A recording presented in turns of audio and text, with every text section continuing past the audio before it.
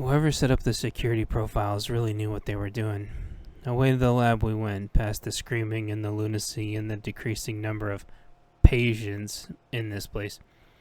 Here had always kept a pretty maximum capacity loony bin, and those decreasing numbers were another sign that whatever the date was, it wasn't someone's birthday party.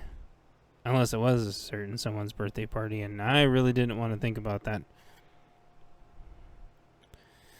I entered the lab like normal. The doctor orders the orderlies to exit like normal. They reluctantly go back to wherever orderlies go when they aren't orderlying people around. I imagine them all in a little break room talking to a stereotypical hulking brute of a nurse with tight curly brown hair and tattoos of syringes and wrenches and stuff all over her. Then they all laugh about how things used to be back in the good old days.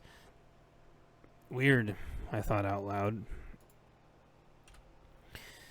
What's that, XDS? The lead doctor inquired back to me, enunciating each letter of my code name. Never mind, I said. What's up, Doc? And yes, I hadn't said that to him in like a whole week, so it was totally okay to say again. First, he said, ignoring my cartoon-like greeting, give me the binder, and then we'll go do you can go do your little patrol around the room, and then sit down so we can go over our questions. I gave him the binder, and he took it and said, very good. I have to take this back now, you understand, but thank you very much for being cooperative. No biggie, I said back to him, then started my little routine around the room.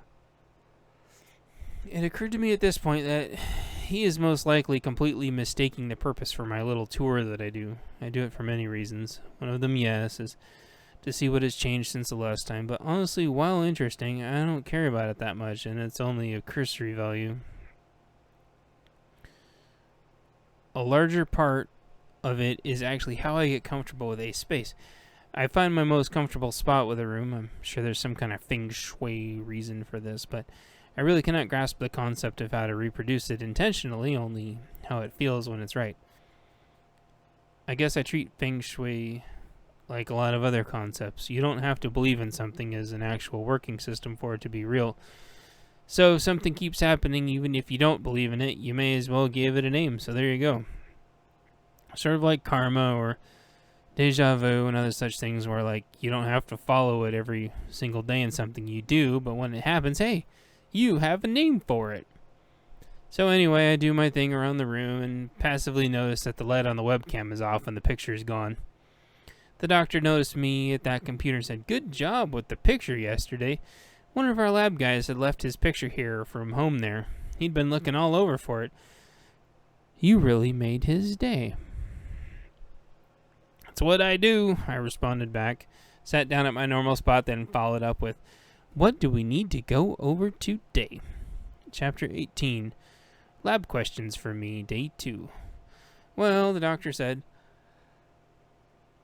"You have an option today, which is, well, we can go over the scripted questions or we can go with the questions I have, but you must decide." Before I answer that, I need to know what level of confidentiality we're talking here. How do I know this stays between us? How do I know that you'll honor and respect the HIPAA Privacy Act and all that? There's cameras everywhere. How do you know there aren't cameras in here too? Oh, HIPAA. I remember those days, he responded, back when there was accountability in privacy and security. I still respect those days. You want privacy? Sure. There aren't any security cameras fed from here, similarly to how you notice we don't have any cameras of security fed to here. I don't know if you noticed, but we don't mingle with the security orderlies at all. The lead doctor continued, "We're equally as much prisoners here as you are, unfortunately. I think your XPX would confirm that. All the questions I ask you are going to be off the record, and I'm going to fill out how the arbitrary schedule of questions in relation to how I have already suspected you would have answered them. We don't even have you remotely figured out, but I think I can do an okay enough job in time to submit the report. So what do you say?" I handed him the binder and said, "Let's do it." The lead doctor took the binder and started flipping through the pages, very happy and impressed, fixing a few things. He dotted off some areas like a checklist and rerouted some procedures in some parts of the org chart. The lead doctor began to speak. Helicopter dude and his friend.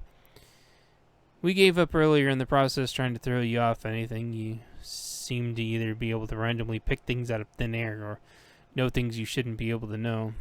The doctor continued. This causes us a lot of heartburn for a while, but then you started saying things that we didn't know either and couldn't have known, and he finally backed off us. Yeah, that used to get me in trouble a lot. Things that seem hypothetical to me actually end up almost always being real, but if I keep my mouth shut, nobody believes me, so I always go with saying what pops into my head and dealing with the consequences later. It especially upsets me if something ends up happening that I could have prevented by simply speaking up, so that's the only way I can fully be true to myself.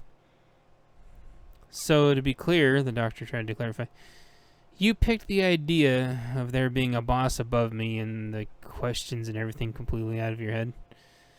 Well, at first it was sarcasm because I couldn't imagine you'd have had procedures for all this yourself. After that, the analyst part of me took over and put the rest of the puzzle together. Then I got to thinking that we were probably only one of several experimental units, and there was probably at least 3 to 4 more, probably as many as 7, and the doctor sharply inhaled.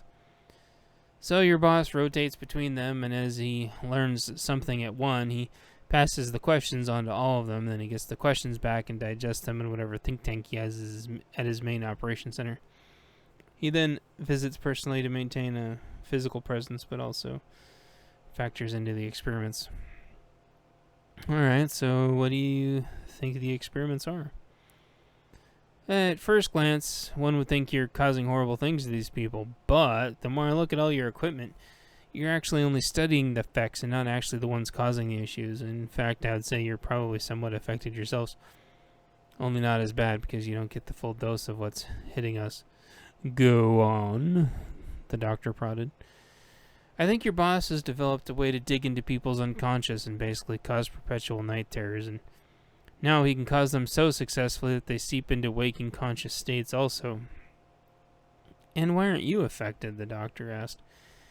I conquered night terrors a long time ago, quite literally. I still have them from time to time, but that's because I know what they actually are. It took years and years of having them and spending many nights with them before I could finally recognize them. It took even longer until I could address them, but now they're only another state of consciousness to me.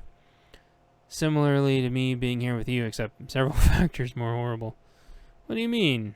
Well, we have rules here, like, generally speaking, there are exceptions, but objects or living things can't teleport or spontaneously combust. We won't float away, toys don't come to life, things like that.